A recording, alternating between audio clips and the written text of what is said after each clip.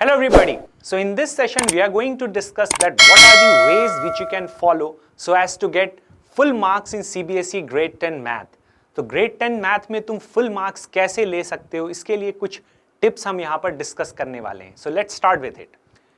तो सबसे पहली चीज है कि सिलेबस को स्ट्रिक्टली फॉलो करो। जो CBSE ग्रेड 10 का सिलेबस है which is prescribed by the CBSE on the website of CBSE itself. एक चीज और है कि कई सारे बच्चों को मैंने देखा है कि वो अलग अलग जगह पर सिलेबस ढूंढते हैं।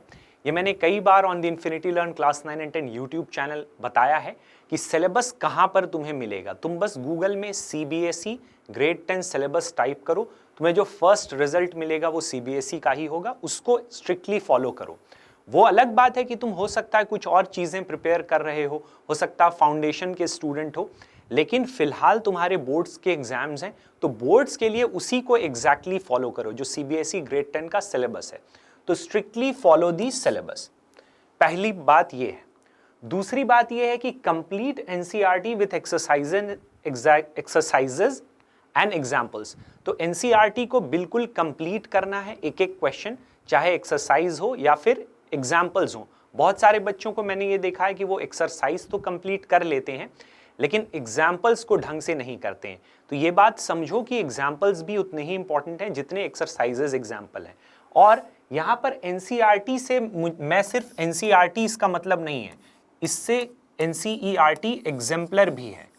तो NCERT प्लस NCERT एग्जाम्पलर आपको कंप्लीट करना है, वेदर इट इज मैथमेटिक्स और साइंस। इस बात का ध्यान रखो। हालांकि मैं मैथ के बारे में बता रहा हूं, लेकिन साइंस में भी NCERT with exercise and example, वैसे ही NCERT exemplar with exercise and example आपको कंप्लीट करना है। क्यों? क्योंकि अगर तुम प्रीवियस 4-5 साल के या 3-4 साल के सवाल देखोगे तो कई सवाल वो एग्जाम्पलर से डायरेक्टली भी दे रहे हैं और उसमें ठीक ठाक थोड़े बहुत ट्रिकी क्वेश्चंस हैं। तो NCERT प्लस NCERT एग्जाम्पलर आपको एक एक क्वेश्चन करना है with exercise as well as example. उसके बाद कोई रेफरेंस बुक भी यूज करनी है फॉर मोर प्रैक्टिस। सिर्फ यहां तक अपने आप को रिस्ट्रिक्ट नहीं करना है कि सिर्फ NCERT और NCERT एग्जाम्पलर कर लिया। आपको NCERT एग्जाम्पलर और कोई एक रेफरेंस बुक, चाहे आपके पास वो RD शर्मा कर रहे हो या फिर RS अग्रवाल, तो ये बुक्स को आपको यूज करना है so as to do more practice. और इसमें इस बात का ध्यान रखना है कि एग्जाम्पल्स पे काफी स्ट्रेस देना, यानी कि स्पेशली अगर मैं RD शर्मा की बात करूं तो अगर उसको तुम कर रहे हो तो बोर्ड एग्जाम के लिए उसको पूरा करने की जरूरत नहीं है। उसमें सिर्फ एग्जाम्पल्स भी अगर कर लो तो काफी सारे अच्छे एग्जाम्पल्स उन्होंने वहां पर रखे हुए हैं, तो उस बात को ध्यान में देकर आपको एग्जाम्पल्स भी करने हैं। चलो, और थर्ड पॉइंट ये है कि प्रीवियस चैप्टर्स को जरूर रिवाइज करते रहना है on a regular basis. Previous chapters का मतलब कि जैसे आपने आगे के चैप्टर्स कर लिए और पीछे का आप कॉन्टिन्यूअसली रिवाइज नहीं कर रहे हो, तो ये गलत है। वीक में 1 दिन या 2 दिन जो भी तुम्हारे हिसाब से रिवीजन के लिए जरूर रखो।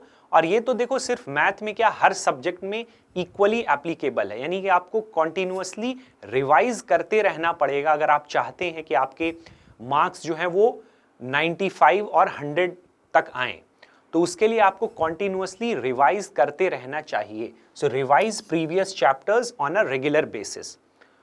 और उसके बाद सॉल्व प्रीवियस ईयर क्वेश्चंस, जिसको कई बार शॉर्ट में तुम PYQs बोलते हो। तो प्रीवियस ईयर क्वेश्चंस बिल्कुल आपको 100% कंफर्म है कि आपको करना ही पड़ेगा। अब इसके लिए ये कई बच्चों को मैंने देखा कि वो परचेज करते हैं कि सर प्रीवियस ईयर क्वेश्चंस कहाँ से मिलेंगे, तो कोई बुक खरीद ली, ठीक है वो भी, लेकिन CBSE ने अपनी वेबसाइट पर ऑलरेडी प्रीवियस ईयर क्वेश्चंस डाले हुए हैं। चाहे तुम अगर ग्रेड 10 के हो या 12 के हो, तो प्रीवियस ईयर क्वेश्चंस के लिए तुम्हें सिर्फ गूगल में लिखना है CBSE प्रीवियस ईयर क्वेश्चंस, तो ऑटोमेटिकली CBSE का जो फर्स्ट रिजल्ट आएगा गूगल में वो CBSE का ही आएगा और उसमें प्रीवियस ईयर क्वेश्चंस तुम्हें मिल जाएंगे। तो प्रीवियस ईयर क्वेश्चंस प्रैक्टिस करने के लिए CBSE की वेबसाइट पर जाओ और वहां पे तुमको प्रीवियस ईयर क्वेश्चंस काफी सारे मिल जाएंगे जहां पे तुम आराम से प्रैक्टिस कर सकते हो। दूसरी बात यह है कि देखो सैंपल पेपर जरूर करना है। डिस्कशन यहीं तक था, लेकिन सैंपल पेपर्स जरूर करने, यानी कि अगर मैं सैंपल पेपर की बात करूं तो यहां पर फुल टाइम सैंपल पेपर, इसका मतलब क्या है, फुल टाइम सैंपल पेपर्स आपको करने हैं, full time sample papers. Full time का मतलब ये हुआ कि ऐसा जरूरी नहीं कि 5 क्वेश्चंस तुमने आज किए और 10 क्वेश्चंस आज कर लिए और तुम्हारा सैंपल पेपर हो गया। बाय सैंपल पेपर का मतलब होता है कि पूरा टाइम, जो कि एग्जैक्टली आपको पता होगा, आपने सिलेबस वगैरह देखा है, सीबीएसई का भी सैंपल पेपर उन्होंने रिलीज किया हुआ जिसको हम ब्लूप्रिंट भी बोलते हैं।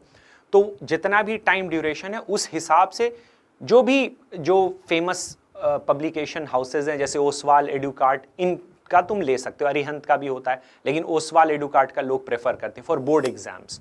तो टाइमर सेट करके सैंपल पेपर्स करो, और ये चीज सिर्फ मैथ के लिए नहीं है, हर सब्जेक्ट के लिए है। तो अगर फुल टाइम सैंपल पेपर्स तुम ढंग से करोगे तो ऑटोमेटिकली तुम्हारा ये चीजें अच्छी होंगी और मैक्सिमाइज होंगे मार्क्स तुम्हारे, राइट।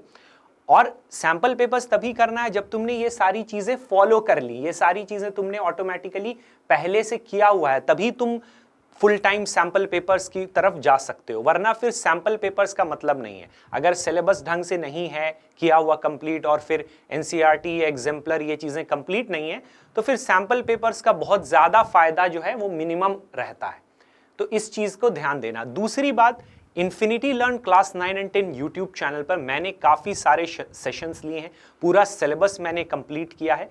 तो उस चीज़ को, चैनल को फॉलो करो। और अभी भी हम लोग बोर्ड ब्रह्मास्त्र सीरीज हमारा चल रहा है for grade 10 CBSE grade 10 syllabus, तो उस चीज़ को फॉलो करो। And don't forget to like, share and subscribe to infinity learn class 9 and 10 YouTube channel. और टेलीग्राम चैनल को जरूर सब्सक्राइब करो, क्योंकि जो भी चीज़ें सेशंस में डिस्कस होती हैं, you can get the PDF of those sessions in the next 1 or 2 hours. So I am Misbah, your maths educator. We'll meet in the actual session, guys. Bye-bye. Take care, everybody.